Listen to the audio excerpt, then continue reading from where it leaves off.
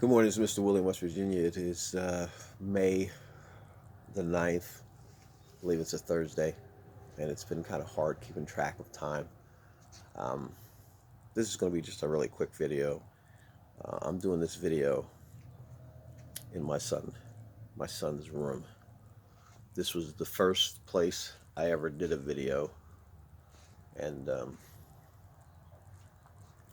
reason why I'm starting it here is because yesterday I had to take my son to a rehab facility for the second time. He's been detoxed probably 3 times in the last couple of years. I don't know. We've lost track. Um, and the reason why I'm sharing this is because he shared a video, or not a video, but he shared his heart on Facebook a couple days ago, explaining to people his struggles with alcohol at the age of almost 25. Started drinking when he was 21. Um, and this is not my first experience with alcoholism. A lot of my family members, when I grew up, were alcoholics. Um, I've had people that were addicted to stuff in my life, most of my life. And this is not a video to say, pray for me or woes me or feel sorry for me. That's not what it's about. This is an informative video to let you know that I am one of many parents, people who deal with addiction on an everyday basis. There have been days where I've come back into this room to check and make sure that my son wasn't dead, that he hadn't hung himself because of the depression that he suffered, that he hasn't died because of alcohol poisoning, that he hasn't decided to do away with himself.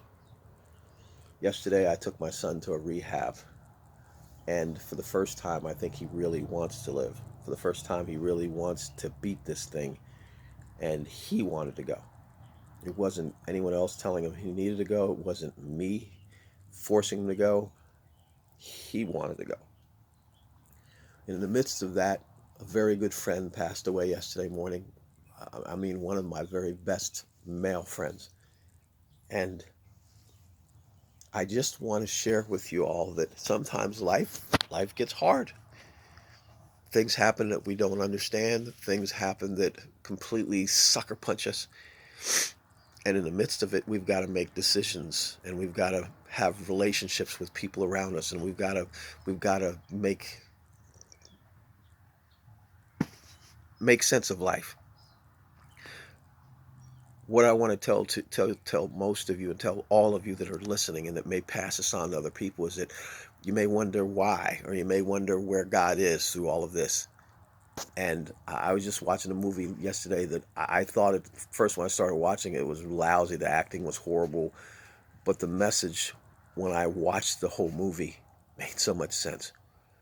And one of the statements in the movie was, pain shared, or pain shared is pain divided. We all have a story.